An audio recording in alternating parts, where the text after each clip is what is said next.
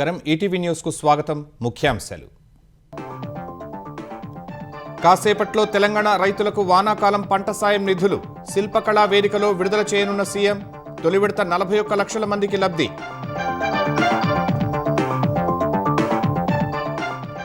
తెలంగాణలో కాంగ్రెస్ పతనానికి countdown మొదలైందన్న బీజేపీ ఆర్ఆర్ ట్యాక్స్ వసూలు చేసి ఢిల్లీ దర్బార్కు నిధులు పంపుతున్నారన్న Nitin Nabin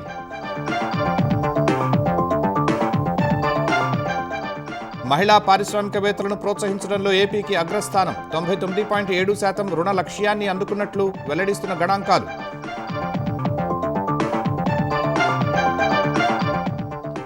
senior IPS PV Sunil Kumar కు చుక్కెదురు సస్పెన్షన్ ఎత్తివేయాలన్న విజ్ఞప్తిని తోసిపుచ్చిన క్యాట్ పిటిషన్ కొట్టివేస్తూ ఉత్తర్వులు జారీ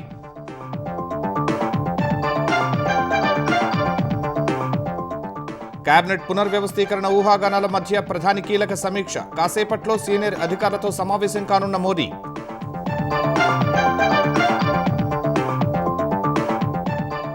ఎస్ఐఆర్ ప్రక్రియ ఎన్నికల సంఘం పాత్రపై సీజేఐకి ప్రతిపక్షాల లేఖ సంతకాలు చేసిన 23 రాజకీయ పార్టీల ప్రతినిధులు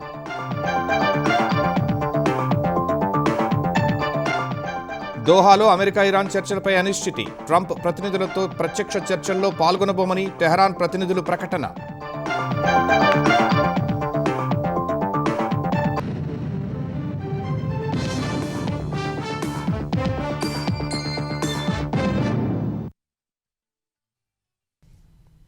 తెలంగాణలో వానాకాలం రైతు భరోసా నిధులు మరి కాసేపట్లో కర్షకుల ఖాతాల్లో జమ కానున్నాయి.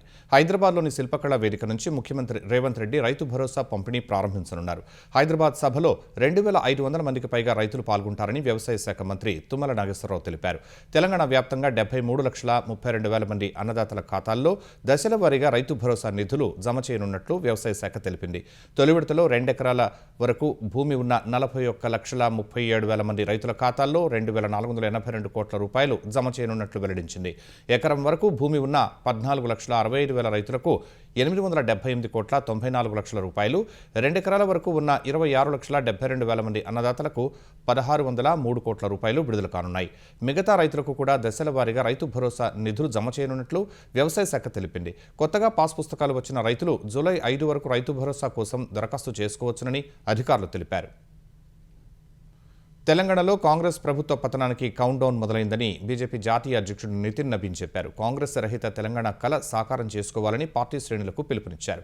మేడ్చల్ మల్కాజ్గిరి జిల్లా ఔషాపూర్ రాక్ ఎంక్లేవ్లో బీజేపీ తెలంగాణ అధ్యక్షుడు రామచంద్రరావు అధ్యక్షతన జరిగిన కార్యవర్గ సమావేశానికి నితిన్ నబీన్ ముఖ్య అతిథిగా హాజరయ్యారు.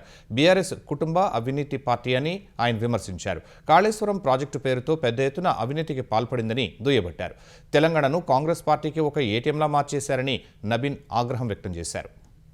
मुझे दुख होता है कि तेलंगाना में एक ऐसी सरकार है जो अभी भी आरआर टैक्स के माध्यम से दिल्ली के दरबार को पैसा पहुंचाती है और ये तेलंगाना का जो ये आरआर टैक्स है इसको निश्चित रूप से तेलंगाना की जनता का जो मेहनत और परिश्रम का पैसा है वो आरआर टैक्स में नहीं जाएगा. हम उस सरकार को ही उखाड़ फेंकेंगे जो इस प्रकार के टैक्स के माध्यम से हमारे लोगों की शोषण करने का काम करता है. मित्रों, हम लोगों ने अपनी लड़ाई को तय कर लिया है. सड़क से लेकर सदन तक इस सरकार को घेरेंगे और इस सरकार की उल्टी गिनती निश्चित रूप से आज से ही शुरू हो गई है. मित्रों, తెలంగాణలో ఏఐ మౌలిక సదుపాయాల క్యాంపస్ ఏర్పాటు చేయాలని భారతీ ఎంటర్ప్రైజెస్ చైర్మన్ సునీల్ భారతి మిట్టల్ను ముఖ్యమంత్రి రేవంత్ రెడ్డి కోరారు. తెలంగాణలోని ప్రభుత్వ పాఠశాలలు ఏటీసీల్లో చదువుతున్న విద్యార్థులకు ఉపకార వేతనాలు ఇచ్చేందుకు సునీల్ భారతి మిట్టల్ ముందుకొచ్చారు. ఎంసీ హెచ్ఆర్డీలోని బోధి పెవిలియన్లో సునీల్ భారతి మిట్టల్ మర్యాదపూర్వకంగా రేవంత్ రెడ్డిని కలిశారు. తెలంగాణలో ప్రభుత్వ విద్యకు సంబంధించి తెస్తున్న సంస్కరణలను మిట్టల్కు వివరించిన సీఎం నిరుద్యోగుల్లో నైపుణ్యాలను పెంపొందించేందుకు స్కిల్ యూనివర్సిటీ ఏర్పాటు చేస్తున్నట్టు తెలిపారు. ఐటీఐలను ఏటీసీలుగా మారుస్తున్నామని, పాలిటెక్నిక్ కాలేజీలను అభివృద్ధి చేస్తున్నామని తెలిపారు. సందనవెల్లి డేటా సెంటర్ ప్రాజెక్టును వీలైనంత త్వరగా ప్రారంభించాలని కోరారు. తెలంగాణలో మరింత పెద్ద డేటా సెంటర్ సహా ఏఐ మౌలిక సదుపాయాల క్యాంపస్ ఏర్పాటు చేసే అవకాశాన్ని పరిశీలించాలని రేవంత్ రెడ్డి మిట్టల్ను కోరారు. హైదరాబాద్లో Airtel digital, cloud, cyber security, AI కార్యకలాపాలపై దృష్టి పెట్టాలని సూచించారు. తెలంగాణలో భవిష్యత్తు పెట్టుబడి అవకాశాలు, ప్రభుత్వంతో సమన్వయం కోసం ఒక సీనియర్ ఎగ్జిక్యూటివ్ను నియమించాలని కోరారు. ఇందుకు సానుకూలంగా స్పందించిన సునీల్ భారతి మిట్టల్ హైదరాబాద్ను ఎయిర్టెల్కు రెండో హెడ్ క్వార్టర్స్లా చూస్తున్నట్లు తెలిపారు. డేటా సెంటర్ల కెపాసిటీ, ఫైబర్ కనెక్టివిటీని మరింత పెంచుతామని హామీ ఇచ్చారు. వేదాలు వల్లించే పండితులను కూడా వేధించడమేనా అని మాజీ మంత్రి ఎమ్మెల్యే హరీష్ రావు మండిపడ్డారు. తెలంగాణ దేవాలయాల్లో ఇతర రాష్ట్రాల వేద పండితులను నియమించడం బాధాకరమని అన్నారు. యాదాద్రి, బాసర, భద్రాచలం తదితర ప్రముఖ దేవాలయాల్లో వేద పండితుల నియామకాల్లో స్థానికులకు జరుగుతున్న అన్యాయాన్ని వివరిస్తూ తెలంగాణ వేద పండితుల ప్రతినిధులు హరీష్ రావును కలిసి వినతిపత్రం ఇచ్చారు. అనంతరం స్పందించిన హరీష్ రావు తెలంగాణలోని దేవాలయాల్లో స్థానిక వేద పండితులకు దక్కాల్సిన అవకాశాలు ఇతర రాష్ట్రాలకు చెందిన వారికి వెళుతున్నాయనే ఆరోపణలు అత్యంత ఆందోళనకరమని చెప్పారు. తెలంగాణ యువత స్థానిక వేద పండితుల హక్కుల పరిరక్షణ ప్రభుత్వ బాధ్యతని తెలిపారు. తెలంగాణ ఆలయాల్లో భర్తీ చేసే వేద పండితుల పోస్టుల్లో స్థానికులకు ప్రాధాన్యం కల్పించాలని, స్థానిక రిజర్వేషన్ నిబంధనలు ఖచ్చితంగా అమలు చేయాలని హరీష్ రావు డిమాండ్ చేశారు. మహిళా పారిశ్రామికవేత్తలకు అండగా నిలవడంలో ఆంధ్రప్రదేశ్ దేశంలోనే ప్రథమ స్థానంలో నిలిచింది. 2025-26 ఆర్థిక సంవత్సరానికి మహిళలకు వ్యక్తిగత ఎంటర్ప్రైజ్ రుణాల జారీలో 99.7% లక్ష్యాన్ని ఏపీ సాధించింది. 1500 కోట్ల రుణ లక్ష్యానికి 1495 కోట్ల రుణాలను మహిళా పారిశ్రామికవేత్తలకు పంపిణీ చేసింది. మొత్తం 1,50,000 మంది మహిళలకు రుణాలు ఇవ్వాలని లక్ష్యాన్ని నిర్దేశించుకుంటే 1,47,840 మందికి వ్యక్తిగత పారిశ్రామిక రుణాలు అందించింది. 48,584 మందికి వ్యక్తిగత రుణాలు అందించి ఏపీ తరువాత స్థానంలో తమిళనాడు ఉంది. ఏపీతో సమానంగా లక్ష్యాలు నిర్దేశించుకున్న బీహార్, పశ్చిమ బెంగాల్ కేవలం 15-25% మాత్రమే చేరుకున్నాయి. మహిళా పారిశ్రామికవేత్తలకు రుణాలు అందించడంలో అద్భుత పనితీరు కనబరిచిన ఏపీ 2026-27 ఆర్థిక సంవత్సరానికి మరింత భారీ లక్ష్యాన్ని నిర్దేశించుకుంది. 2026-27 ఆర్థిక సంవత్సరంలో 1.67 లక్షల మంది మహిళలకు 1,670 కోట్ల రుణాలు ఇవ్వాలని లక్ష్యాన్ని పెట్టుకుంది. ప్రధానమంత్రి formalisation of micro food processing enterprises PMFME పథకంలో కూడా ఆంధ్రప్రదేశ్లో దేశంలోనే ప్రథమ స్థానంలో నిలిచింది. 2025-26లో 35,934 మంది లబ్ధిదారులకు ప్రయోజనం కల్పించింది. Atmanirbhar Bharat, vocal for local లక్ష్యాల సాధనలో ఏపీ ముందంజలో ఉంది. ఆంధ్రప్రదేశ్, మహారాష్ట్ర ఉమ్మడి ప్రయోజనాలపై పరస్పర సహకారంతో ముందుకు సాగాలని deputy CM Pawan Kalyan, Maharashtra CM Devendra Fadnavis నిర్ణయించారు. ముంబైలోని మహారాష్ట్ర సీఎం క్యాంప్ కార్యాలయంలో ఫడ్నవీస్ను పవన్ కళ్యాణ్ కలిశారు. ఈ సందర్భంగా తూర్పు కనుమల్లో పులుల సంరక్షణ, మహారాష్ట్ర నుంచి ఏపీకి 2 ఆడపులులు ఇచ్చే అంశంపై చర్చించారు.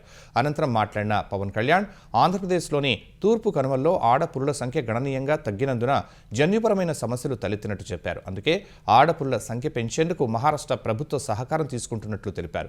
ఏపీకి 2 ఆడపులులు ఇచ్చేందుకు మహారాష్ట్ర సీఎం అంగీకరించినట్టు వివరించారు. తూర్పు కనుమల్లోకి ఆడపులులు వస్తే అంతర సంతానోత్పత్తి సమస్యలను అధిగమించగలమని చెప్పారు. అప్పుడు తూర్పు కనుమల్లో ఆరోగ్యకరమైన, స్వయం సమృద్ధి కలిగిన పుల్లు ఆవాస వ్యవస్థ ఏర్పడుతుందని పవన్ చెప్పారు. వన్యప్రాణి సంరక్షణ, జీవ వైవిధ్య పరిరక్షణ లక్ష్యాల సాధనలో మహారాష్ట్ర ప్రభుత్వం, కేంద్రం, ఇతర భాగస్వామ్య సంస్థలతో కలిసి ముందుకు వెళతామని డిప్యూటీ సీఎం చెప్పారు.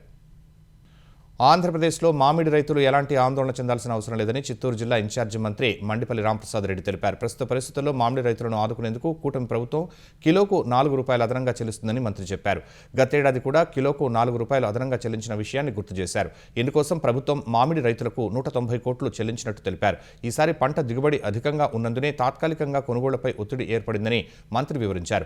రైతులకు ఎలాంటి నష్టం జరగకుండా ప్రభుత్వం అన్ని చర్యలు తీసుకుంటుందని చెప్పారు. కొనుగోళ్లలో జాప్యం జరిగితే సంబంధిత ఫ్యాక్టరీలపై కఠిన చర్యలు తీసుకుంటామని హెచ్చరించారు. రైతుల ప్రయోజనాలే ప్రభుత్వానికి అత్యంత ప్రాధాన్యమన్న మండిపల్లి రైతులను రాజకీయాలకు వాడుకోవటం మానుకోవాలని వైసీపీ నేతలకు సూచించారు. కేంద్ర కేబినెట్ పునర్వ్యవస్థీకరణ చేపట్టనున్నారనే ఊహాగానాల మధ్య ప్రధాని నరేంద్ర మోదీ ఇవాళ కీలక సమీక్ష నిర్వహించనున్నారు. ఈ సాయంత్రం 4:30 అన్ని శాఖల కార్యదర్శులతో మోదీ సమావేశం కానున్నారు. పార్లమెంటు వర్షాకాల సమావేశాల్లోపు కేంద్ర మంత్రివర్గ పునర్వ్యవస్థీకరణ జరగవచ్చని తెలుస్తోంది. కేబినెట్లో ఇప్పటికే ఖాళీగా ఉన్న, త్వరలో ఖాళీ కాబోతున్న స్థానాలను భర్తీ చేయనున్నారు. తృణమూల్ కాంగ్రెస్, శివసేన, యూబీటీ నుంచి చీలికవర్గం ఎంపీలు ప్రత్యేక వర్గాలుగా ఏర్పడి బీజేపీకి మద్దతు ప్రకటిస్తున్నందున వారిలో కొందరికి మంత్రి పదవులు దక్కే అవకాశం ఉంది. భారత్, అమెరికా మధ్య వాణిజ్య ఒప్పందం తుది దశకు చేరిందని భారత్లోని అమెరికా రాయబారి సెర్గియో గోర్ తెలిపారు. త్వరలోనే ఒప్పందం ఖరారవుతుందని అన్నారు. US India strategic partnership forum leadership సమ్మిట్లో పాల్గొన్న సెర్గియో గోర్ వాణిజ్య ఒప్పందం ఇరు దేశాలకు ప్రయోజనకరంగా ఉంటుందని చెప్పారు. ఈ ఒప్పందం చాలా వరకు పూర్తయిందని, చివరి 1% మాత్రమే మిగిలి ఉందని సెర్గియో గోర్ తెలిపారు. భారత్, అమెరికా మధ్య ద్వైపాక్షిక సంబంధాలపై ఆయన సంతృప్తి వ్యక్తం చేశారు. అమెరికా అధ్యక్షుడు డొనాల్డ్ ట్రంప్, ప్రధాని నరేంద్ర మోదీల మధ్య ఉన్న వ్యక్తిగత సాన్నిహిత్యం ఇరు దేశాల సంబంధాలను ముందుకు నడిపిస్తుందని సెర్గియో గోర్ తెలిపారు.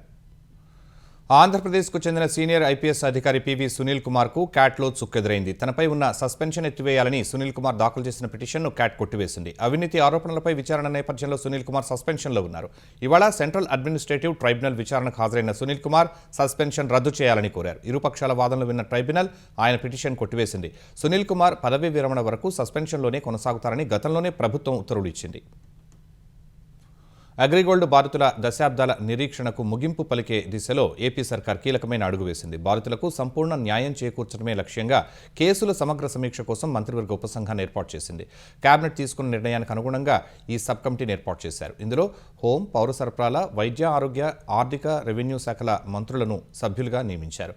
రాబోయే 6 నెలల్లో అగ్రిగోల్డ్ సమస్యకు శాశ్వత పరిష్కారం చూపే విధంగా సిఫార్సులు చేయాలని ప్రభుత్వం కమిటీకి నిర్దేశించింది. ఆస్తుల వేలం ద్వారా బాధితులకు నిధులు సమకూర్చడం సహా 8 కీలక అంశాలపై ఉపసంఘం సిఫార్సులు చేయనుంది. ఆంధ్రప్రదేశ్లో ఈఏపీ సెట్ 2026 ఫలితాలు వాయిదా పడ్డాయి. తొలుత నిర్ణయించిన ప్రకారం ఇవాళ ఫలితాలు విడుదల చేయాల్సి ఉంది. అయితే సిబిఎస్ఈ 12వ తరగతి ఫలితాలు పూర్తి స్థాయిలో రానందున విద్యార్థుల అభ్యర్థన మేరకు వాయిదా వేయాలని నిర్ణయించినట్టు సమాచారం. ఫలితాలను జూలై 2న ప్రకటించే అవకాశం ఉంది. మే 12 నుంచి 20 వరకు ఎబ్సెట్ పరీక్షలు జరగ దాదాపు 3.29 లక్షల మందికి పైగా విద్యార్థులు హాజరయ్యారు. షెడ్యూల్ ప్రకారం అయితే జూన్ 1 నాటికే ఈ ఫలితాలు వెలువడాల్సి ఉంది. ఇంటర్ మార్కులకు 25% వెయిటేజీ ఉండడంతో ఏ ఒక్క విద్యార్థికి నష్టం జరగరాదని ప్రభుత్వం జాగ్రత్తలు తీసుకుంటోంది. ద్వితీయ ఇంటర్ అడ్వాన్స్డ్ సప్లిమెంటరీ పరీక్షల ఫలితాలు, సిబిఎస్ఈ రివైజ్డ్ ఫలితాలు పూర్తి స్థాయిలో వచ్చే వరకు అధికారులు ఆగడంతో జాప్యం జరిగినట్లు తెలుస్తోంది. తెలంగాణలో ఎరువుల కొరత ఏర్పడితే కాంగ్రెస్ పార్టీ ఆధ్వర్యంలో భారతీయ జనతా పార్టీ నాయకుల ఇళ్ల ముందు ధర్నా చేస్తామని మంత్రి పొన్నం ప్రభాకర్ హెచ్చరించారు. సిద్దిపేట జిల్లా హుస్నాబాద్లో ఎస్ఐఆర్ ప్రక్రియను మంత్రి పరిశీలించారు. ఈ సందర్భంగా రైతు భరోసా జాప్యంపై విపక్షాల విమర్శలను ఆయన తోసిపుచ్చారు. గతంలో బీఆర్ఎస్ ప్రభుత్వం రైతు బంధు మొత్తం జమ చేయడానికి 4-5 నెలల కాలం పట్టిందని పొన్నం చెప్పారు. తెలంగాణకు ఎరువుల సరఫరా బాధ్యతను బీజేపీ ఎంపీలు, కేంద్ర మంత్రులు తీసుకోవాలని ఆయన డిమాండ్ చేశారు. తయారీ అందరికీ తెలుసు, ప్రతి రైతుకు తెలుసు, ఎరువులు రాష్ట్రాలలో ఉత్పత్తి కావు. తయారు చేసేటువంటి ఫ్యాక్టరీలు అన్నీ కూడా కేంద్ర ప్రభుత్వం కంట్రోలే. సరఫరా కూడా పూర్తి ఎరువుల సరఫరా అంతా కూడా కేంద్ర ప్రభుత్వందే.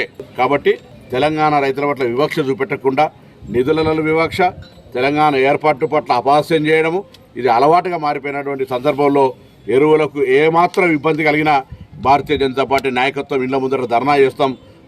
భారతీయ జనతా పార్టీ నాయకత్వం బాధ్యత వహించాలి. ఎంపీలు, కేంద్ర మంత్రులు ఈ అంశాల లోపల తగిన జాగ్రత్తగా ఉండండి. యాప్కు సంబంధించి కూడా కేంద్ర ప్రభుత్వం ఇచ్చిందే. ఒకవేళ యాప్తో ఇబ్బంది అయితే మీరు వాళ్ళ దగ్గరికి వెళ్ళిపోండి, సఫిషియెంట్ స్టాక్ ఉంది. ఎక్కడ కూడా రైతాంగానికి ఇబ్బంది లేకుండా అందించేటువంటి బాధ్యత మాది. తెలంగాణలో ఫీజు రీయింబర్స్మెంట్ బకాయిల అంశంలో దాఖలైన పిటిషన్లపై విచారణ సోమవారానికి వాయిదా పడింది. విద్యార్థుల నుంచి ఫీజు వసూలు చేయవద్దని ప్రభుత్వం జారీ చేసిన జీవో 9ని పలు కళాశాలల యాజమాన్యాలు హైకోర్టులో సవాల్ చేశాయి. పిటిషన్లపై విచారణ జరిపిన ధర్మాసనం జీవో 9లోని 4 నిబంధనలపై స్టే విధించింది. నేడు మరోసారి విచారణ జరగ్గా తదుపరి విచారణను కోర్టు సోమవారానికి వాయిదా వేసింది. అప్పటి వరకు స్టే కొనసాగుతుందని స్పష్టం చేసింది. ఫీజు రీయింబర్స్మెంట్ బకాయిలు తక్షణమే చెల్లించడం సహా పాత పద్ధతిలోనే పథకాన్ని అమలు చేయాలనే డిమాండ్తో బీసీ విద్యార్థి సంఘాలు చేపట్టిన నిరసనలు ఉద్రిక్తతలకు దారితీశాయి. హైదరాబాద్లో పలు ప్రాంతాల్లో విద్యార్థి సంఘాలు నిరసన ప్రదర్శనలు నిర్వహించగా పెద్ద సంఖ్యలో విద్యార్థులు తరలివచ్చారు. పెండింగ్లో ఉన్న సుమారు 8,000 కోట్ల ఫీజు బకాయిలను తక్షణమే విడుదల చేయాలంటూ కొత్తపేట చౌరస్తాలో బీసీ సంఘాలు నిరసనకు దిగాయి. ఫీజు రీయింబర్స్మెంట్ అనేది ప్రభుత్వ దయాదాక్షిణ్యం కాదని, రాజ్యాంగబద్ధమైన విద్యా అవకాశాలను కల్పించే సామాజిక న్యాయ పథకమని విద్యార్థులు నినాదాలు చేశారు. లక్డీకాపూర్లోని హైదరాబాద్ జిల్లా కలెక్టరేట్ ముందు బీసీ సంఘం జాతీయ అధ్యక్షుడు ఆర్ కృష్ణయ్య నేతృత్వంలో మహాధర్నా నిర్వహించారు. ఏపీలో కొనసాగుతున్న పథకాన్ని తెలంగాణలో కొనసాగించేందుకు అభ్యంతరమేంటని కృష్ణయ్య ప్రశ్నించారు. ముఖ్యమంత్రి రేవంత్ రెడ్డి తన పద్ధతి మార్చుకుని విద్యార్థులపై అదనపు ఆర్థిక భారం మోపే విధానాలను ఉపసంహరించుకోవాలని కృష్ణయ్య డిమాండ్ చేశారు.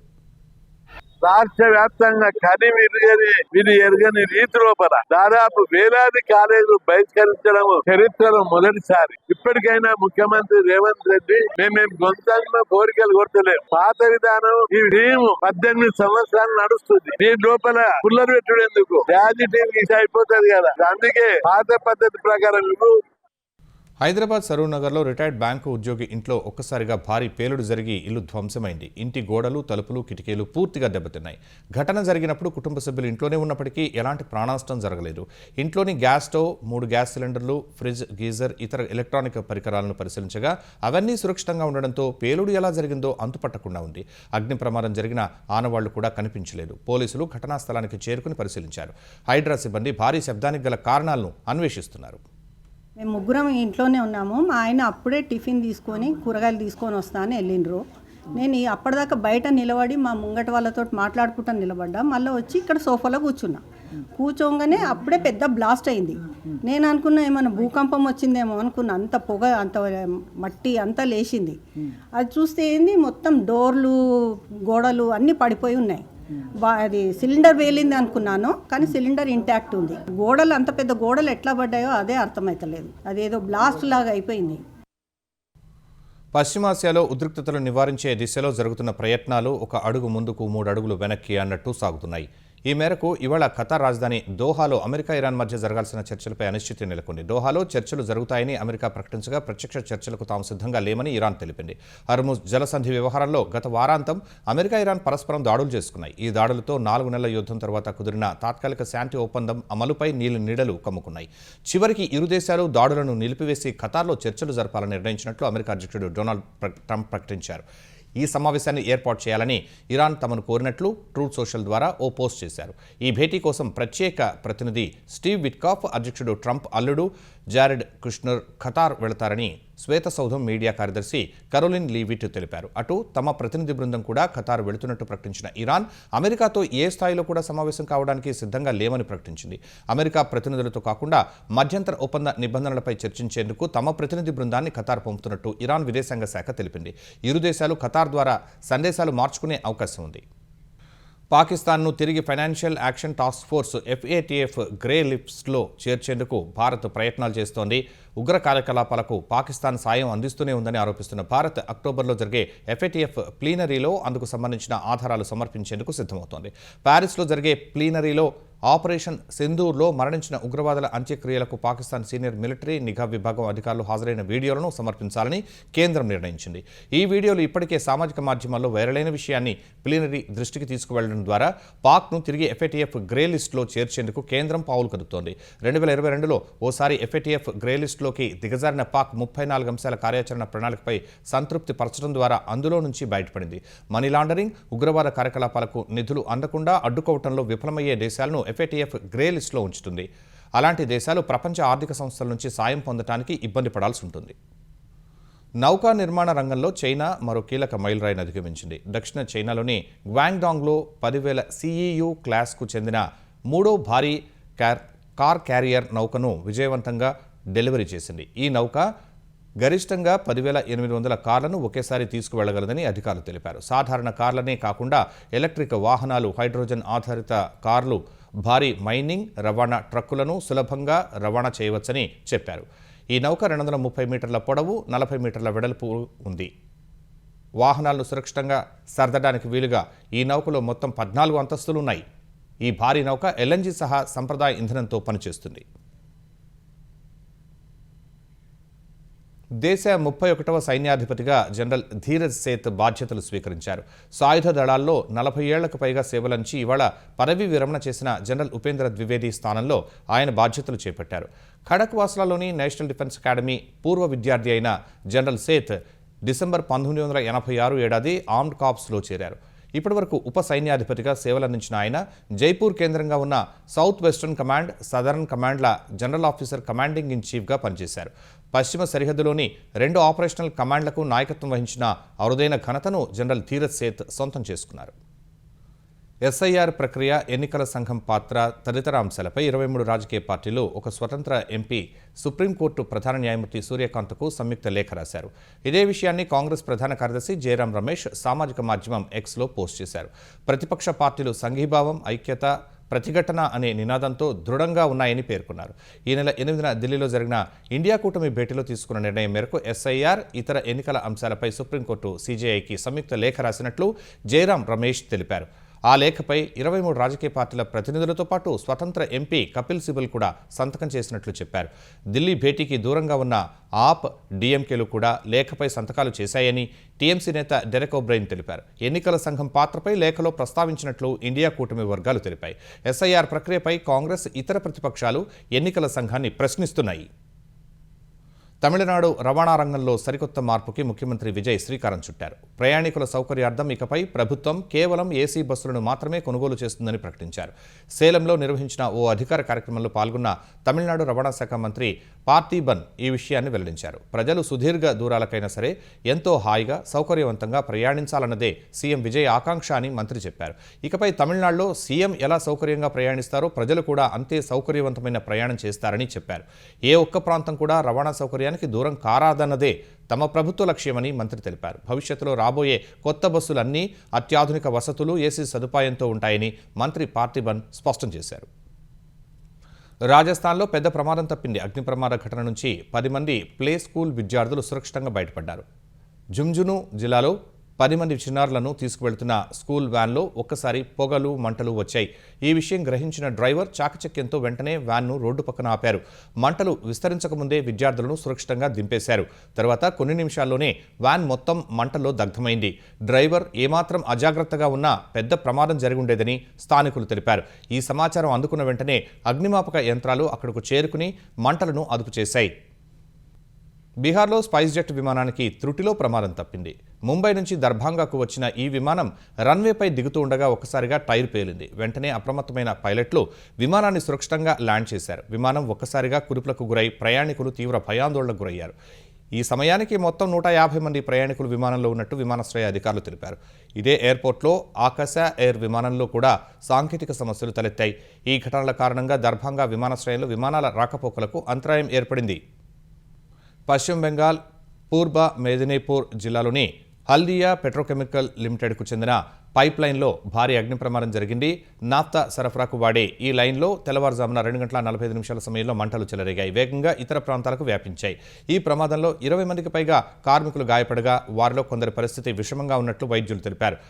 5గురిని తుముల్కు మెడికల్ కాలేజీ ఆసుపత్రికి తరలించారు. హల్దియాలోని చిరంజీబ్పూర్ 13వ వార్డులో పలు ఇళ్లకు కూడా మంటలు అంటుకున్నాయి. సమీపంలోని రైల్వే శాఖ పరికరాలు కాలి బూడిదయ్యాయి. 12 అగ్నిమాపక శకటాలతో ఆ శాఖ సిబ్బంది మంటలను ఆర్పేందుకు తీవ్రంగా శ్రమిస్తున్నారు. అస్సాంలోని చిరంగ జిల్లాలో ఎడతెరిపి లేకుండా కురుస్తున్న వర్షాల వల్ల లోతట్టు ప్రాంతాలు జలమయమయ్యాయి. నదులు ఉప్పొంగి ప్రవహిస్తూ ఒడ్డు భాగాలను ముంచెత్తూ ఉండడంతో భూకోత తీవ్రమైంది. కోక్రాఝార్లో వరద ఉధృతికి ఓ వంతెన కొంతమేర దెబ్బతింది. వరదల కారణంగా సమీపంలోని 14 కుటుంబాలు తమ నివాసాలను కోల్పోయాయి. బాధితులను సురక్షిత ప్రాంతాలకు తరలించేందుకు అధికారులు చర్యలు చేపట్టారు.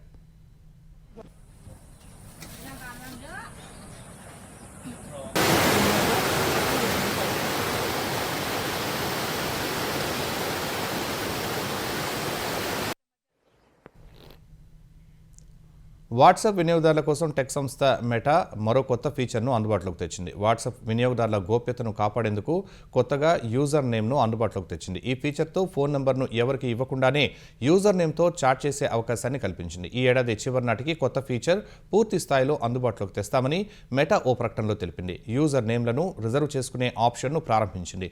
ఆర్థిక, వ్యక్తిగత అంశాల్లో ఫోన్ నెంబర్ అత్యంత కీలకమైనందున అపరిచిత వ్యక్తులను తొలిసారి కాంటాక్ట్ చేయాలంటే యూజర్ నేమ్ తెలిసి ఉండాల్సిందని WhatsApp vice president Alice Newton అన్నారు. ఈ కొత్త ఫీచర్ అందుబాటులోకి వచ్చినప్పటికీ ప్రైవసీ కోసం ఇప్పటికే అందుబాటులో ఉన్న number blocking, silencing, unknown callers వంటి నియంత్రణలు కొనసాగుతాయని ఆయన స్పష్టం చేశారు. ముఖ్యాంశాలు మరోసారి. కాసేపట్లో తెలంగాణ రైతులకు వానాకాలం పంట సాయం నిధులు శిల్పకళా వేదికలో విడుదల చేయనున్న సీఎం. తొలి విడత 41 లక్షల మందికి లబ్ధి.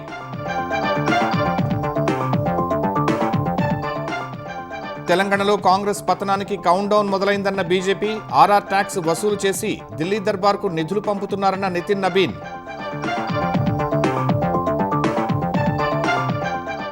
మహిళా పారిశ్రామికవేత్తలను ప్రోత్సహించడంలో ఏపీకి అగ్రస్థానం. 99.7% రుణ లక్ష్యాన్ని అందుకున్నట్లు వెల్లడిస్తున్న గణాంకాలు.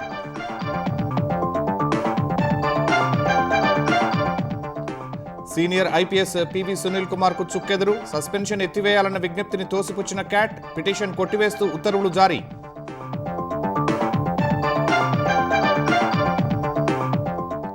కేబినెట్ పునర్వ్యవస్థీకరణ ఊహాగానాల మధ్య ప్రధాని కీలక సమీక్ష. కాసేపట్లో సీనియర్ అధికారులతో సమావేశం కానున్న మోదీ.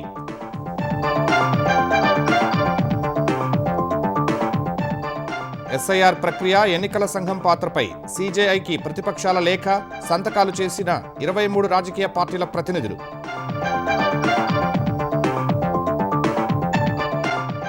దోహాలో అమెరికా ఇరాన్ చర్చలపై అనిశ్చితి. ట్రంప్ ప్రతినిధులతో ప్రత్యక్ష చర్చల్లో పాల్గొనబోమని తెహరాన్ ప్రతినిధులు ప్రకటన.